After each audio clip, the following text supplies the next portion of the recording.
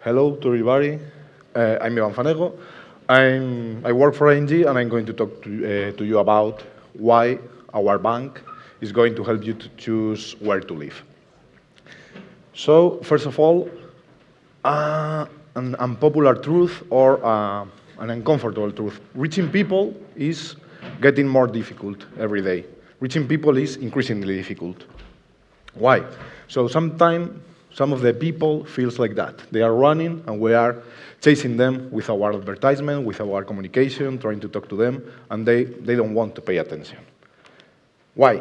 First of all, how many of you have watched the last episode of Game of Thrones? No spoilers? Most of you? Good, nice.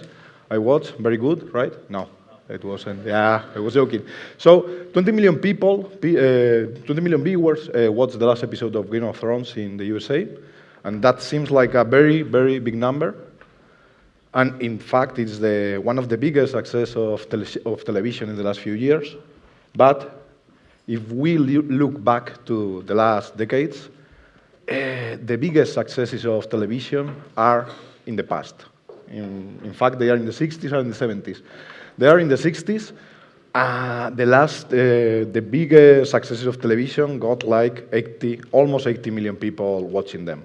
That means like they got, in average, almost half of the country watching that season's finale. Now it's much less, as you can see. 12 million is the average in the last decade, and Game of Thrones is like the exception. In Spain, that is not different. How many of you have watched this? Like Under Stress, 1, 2, 3, answer again. Okay, a lot of Spanish people here, I guess. So I watched a little bit when I was a child. And in 1987, almost 70% of the country, almost 2/3 of the country, watched this program. That means like if you have space there, you can advertise there, you can reach more than half of the country, almost 2/3 of the country, with one single advertise there. That's not possible now. And of course, all of you know, of course, Netflix. 150 million people are paying for Netflix now. It's the television of the future. And in average now, almost three people have, almost three different video on demand services. They are paying to avoid ads. So they are moving to platforms where we can't advertise, we cannot communicate. And of course, a lot of people here, probably you are bad people too, and you have adblock software. I'm not going to ask now, but a few years ago, it was like 20, 30%, it depends on the country, the device, and a lot of things, but now we are reaching 40%, 30, 50 in some cases, in different countries and different devices. So yes, reaching people is getting more and more difficult. Like we have ad-blind people that want to watch ads because they feel they don't have time for that. It's not relevant for them. They don't pay attention and they are scattered around a lot of different platforms. We have a lot of ad-free platforms where we can't be there. And also people are blocking our advertising in a lot of places where they can't pay. This is not surprising. Maybe my work in marketing, like I have been there like 8 or 10 years now in different positions. Most of you, I think, are developers or working in other stuff. So maybe you are not familiarized with this popular report, Meaningful Brands by Abbas. Most of the people wouldn't care if most of the brands disappear. So we are here. If our company disappeared tomorrow, almost more than 3/4 of the people, they wouldn't care. There are brands that are very important for people, but there are others that aren't. So the obvious question, you can say, okay, less ads, more content. Let's create something meaningful. But, in fact, it's also part of the problem. 90% of the people are expecting from us to provide to them with content, but most of the content we are creating is not meaningful, it's not relevant for them. So it's the end of the world, maybe. Are we at the end of the road? I think that we should keep calm now and think like, it's not the end of the world, it's just a very good moment to try new stuff, to try different approach to get to people. So there are different studies that show us that what people are asking is to brands to be more useful to them. Like brands needs to offer customers services that go beyond their typical products, their core products. We have to be useful, we have to provide them with experience. And also, for me, this is the most important one, we have to do things, we have to create things, and then say, people are tired of us talking, they want us to do different stuff, something useful for them. So how can you be useful? And because when you ask yourself that question, you find that it's very, very, very hard to be useful for people. So we have this checklist, like, to be useful, you have to do something that is in fact important for people, relevant enough so they can invest their time in it. The time is the most scarce resource now because we have more money than decades ago, we have more money than years ago. It's true, maybe we don't feel like that, but we are richer than the previous generations. We have better technology, we have more resources, but what we don't have more is more time. 24 hours is the same, and we are squeezing a lot of activities, a lot of content, a lot of entertainment there. Media interest. This is a good one also because people are paying attention to media, and if we want to be relevant, if we want our message to get to more people, we have to be interesting enough so media can pay attention to us, to the things we are creating. Something that has to be complex, not always, but I think if things are complicated enough, they are worth explaining to, so they are rich enough so you can create something around them. And also, it has to be related to your brand, to your territories. You should have some authority to talk about that. So after thinking a lot about that, we came to, mortgages are an ideal product for that. Why? Because they are important for people. I don't know if a lot of you have purchased a house recently. I didn't. But it's the most important decision, at least financially, that people will make in their lives, most of the people. It gets a lot of media interest, attention. Why? Because you talk about gentrification, Airbnb, the prices are going up, what complicated are mortgages, blah, blah, blah. There is a lot of attention in that space. Also, it's something relatively complex. You can talk about the interest rates, how to buy a house, what you have to pay attention to. And of course, it's related to our brand. And we notice that you have a lot of options when you are looking for a new house, a new place to be. You have a lot of options to look inside the house. Like you can choose different bedrooms. If it is a new house, if it is an old one, you can choose if you want it with furniture, whatever. But when you are looking around the house, you don't have that many options. You can check the price per square meter, but you can go to a lot of different places. The price doesn't tell you that much about the neighborhood, about the location. And there is this report created by people from Cambridge University, and it says something very, very interesting, that the place where you live has a very, very big impact in your happiness. It's not like there is the best place to live in. It's like there are many places, many options for different people, obviously. For example, I live in Plaza de España, very close to here.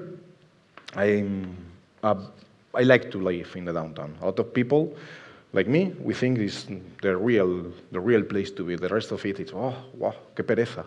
It's very, it's very boring to live in the outskirts, in cities like Las Rozas, where our office is, or I don't know the name because it's not relevant for me.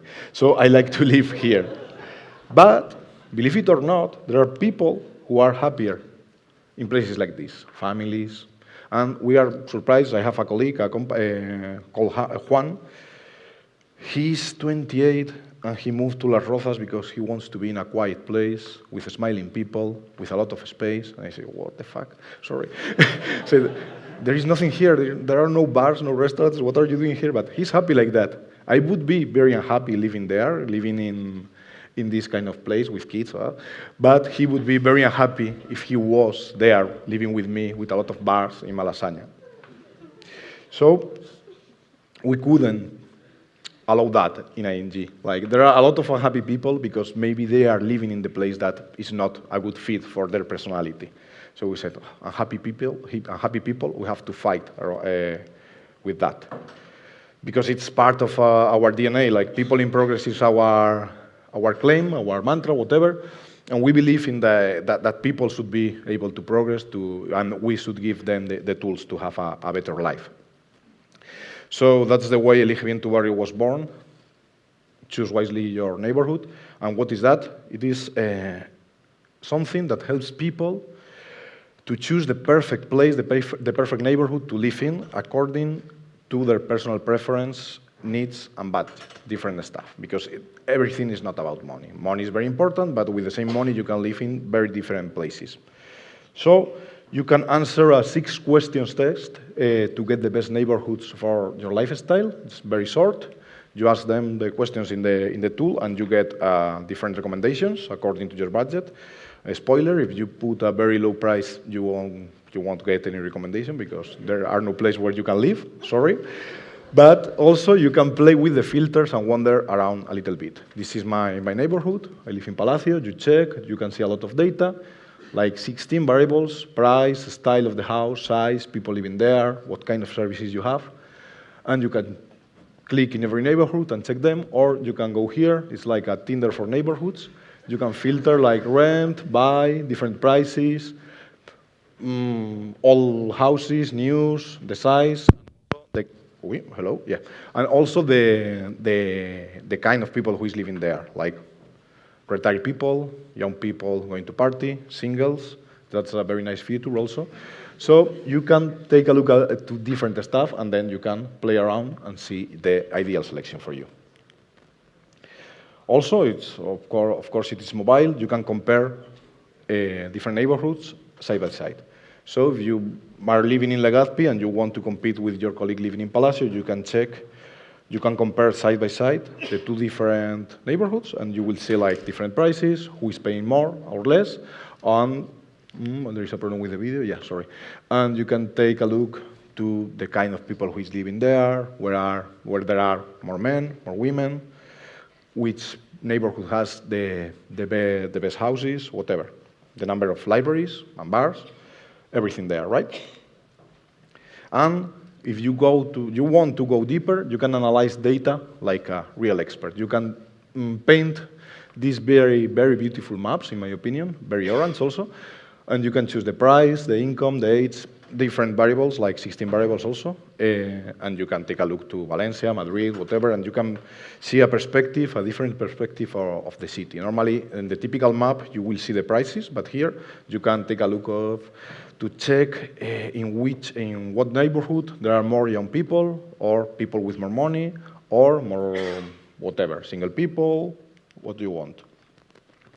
When we started, after deciding to create this, for us it was a challenge to communicate it. We believed in a 360 approach. I know it's very, you are not in marketing, so you think this is new, so don't worry. It's not very innovative, but we wanted to do it like that, but really, really good. So for us, there is different challenges in every one of these cycles. Like, when we are talking about own media, we are talking about the channels we own, the channels we can use, like our social media accounts or our website or blog or whatever.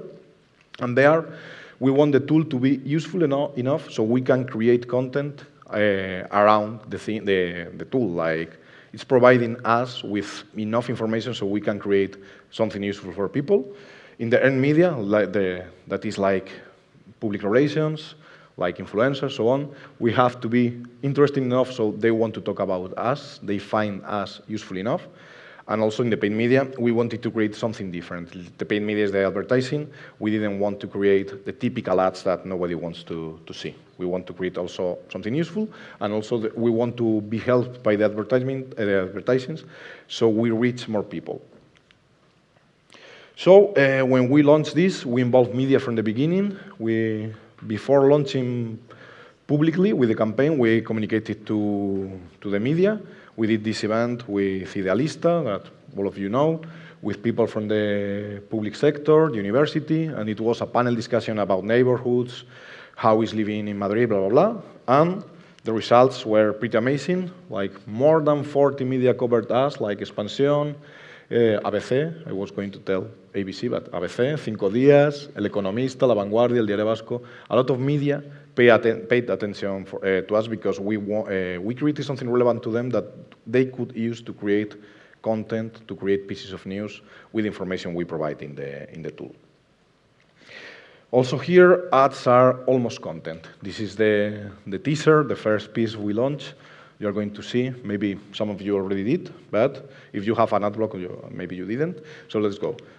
Music is Here I am, waiting for you to come. I don't know. I believe in love like a gentle sway, and I've dreamt about you every day. By my side, I want you to be again. I guess you are going to cry almost now. But don't worry, there are two more, so you can sing in the next one if you want. So in this one, the neighborhood talks directly to you. It makes you like a picture. Here I am, waiting for you to come. I believe in love like a gentle sway, and I've dreamt about you every day.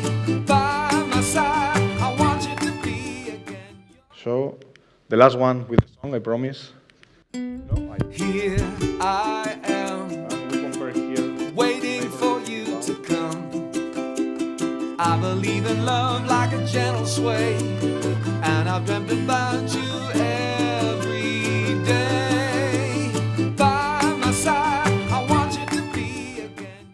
Amazing. I hope you like it also. Thank you. In this one, there is no song. Thank you very much. Here, there is no song here, I promise. I love the song, but 3 times is too much, maybe. So here, you could play with the stories. Like, you can stop here. This is not really Instagram, of course, but if you were watching the story, you could play, but you could stop here to find your ideal place. There you got data. So we adapt the campaign to different formats, and it was I got amazing results. So also, this is maybe more boring, but more interesting for people, data people like you maybe. We use this to create also content for us. Not only text content, but interactive graphics with very, very in-depth content. Like here, you can take a look to different neighborhoods in different cities. You can see the relationship with the price and a lot of variables. And it's very, for me, it's very nice. I think it's very interesting. A brand can create something with data related to a territory that is not that usual for them. So some results, most of the data are private, but a few key data. For me, the most important one is this, the first one, 10 minutes. People can be playing with the application. When it's not an application, it's an online, a web application. It's not, you don't have to download it. You can go later to eligebientubarrio.com if you want to play a little bit. So people spend like 10 minutes watching, playing, filtering, and doing something like that. For me, that is amazing. It's like half episode of Big Bang Theory. So it's a lot because it's very difficult to get people to pay attention to something 10 minutes. So, and also more than 10 actions on average in a session. So people were playing. Hello? Yes? No? No. I think this is broken. Hello? Yeah, it's broken. No. Okay. Yeah, 10 things, sorry. So people were filtering, using different maps. I should put the song again. Yeah? Yeah, good. Thank you. Yeah, like 10 things. Okay, I said that before. And between 2 and 5%, it depends a lot of the moment of the campaign. When we have organic traffic, it's more close to 5%. When we have more advertising, it's closer to 2%. But around that, people checked after that the mortgage simulator. After, maybe you noticed before, the call to action, the button to go to the simulator is hidden at the end of the data of the neighborhood. So you have to play a little bit. You have to do all the scroll to find the button. It's like hidden because we don't want to sell. So they can click, but it's at the end. It's not like something very very intrusive, you know, and people are going the same. Some learnings that we had there. For me, this is a very important one. When you are going to do something different, you have to be very, very clear about what it is and what it isn't. So for us, this is an engagement tool. It's designed to build relationship with people, to bring value to people. It's not a direct sales tool. It doesn't have a big banner in front of it. It's also a digital asset that will develop over time. We launched it, but we launched it in February, 12 February, and we have been developing new stuff, new features all the time. It's not a 3 weeks campaign you launch and you forget. It's also a tool that has to give some value to people, not only that talk about ourselves. And it's a source of information for analysts, experts, real estate experts or journalists that wants to learn something, to use that to create content and analyze, or to find a good place also to invest, not just to buy if they want. It's not something only suitable for people looking for a house for them. Next lesson, also very important. All of them are very important, of course. So you have to think in different roles, different perspectives, because you have to align a lot of people. User experience, social media, marketing, IT, legal, whatever. Also, we work closely with agencies. Webedia was our agency here. They came up with the idea. In fact, we worked a lot with CARTO. I think you know CARTO, and also with Dothis, who are here also. And it's very important because you have a team like with one agency, a development team outside of the company, also a platform, and different roles inside the company. Like a lot of opinions. Like you have to be prepared for that, to a lot of opinions. User experience, hello. This tool is very complicated. In fact, it is. We have to improve. We improved a lot that, but we have to still to make sense to that. Social media, this will attract haters, but don't worry, they are always there. Marketing, we are going to sell more with this. IT, oh my God, security, don't worry, we will make it safe. Are we going to jail? Don't worry, a lot of disclaimers there. We are not going to recommend people to go there so they can be happy. So it's very difficult, but I think it's part of the value. You can't make all of the people happy at the same time, but you have to listen to everyone and try to give answers to them and to learn from them. That's the thing that brings value to the tool. Also, as I said before, you can't launch and forget. This is like a child. It has to grow. It has to be developed over time. Since we launched like 4 months ago now, time flies, we developed like 2-3 big features and a lot of small improvements there. And also, we have 2 different roadmaps. The tool itself, it has their own roadmap, and also a communication roadmap. We have to do more events, to learn more, to create more content, and so on. For us, new functionalities and new content equals, obviously, more value for people. You have, a lot of you work in Agile, maybe, yeah? Okay, you have to think like a product owner. If you are not that agile, you have to think like a product manager, I don't care. But basically, you have to plan things and to think like this is a product, it has a feature, it has to provide a service to people. And of course, you have to think like a user. You have to provide value to different profiles. You have to listen, you have to have the channel to listen to people and learn from them, to take a look to the data and so on. And for me, the most important. Like, don't be afraid, because always when you do something different or something new, there is a lot of scare there, there is a lot of, well, you're afraid a little bit. Nobody's going to die, so I think we have to experiment, to try new things. Some of them will work, some of them no. It will be hard, but innovation will be at the end of the road. The glory will be at the end of the road, or maybe not, maybe just a failure, but you have to try. So thank you very much. Farewell. Choose wisely your neighborhood. Go to elegibentubarrio.com after I leave here. Nice to meet you.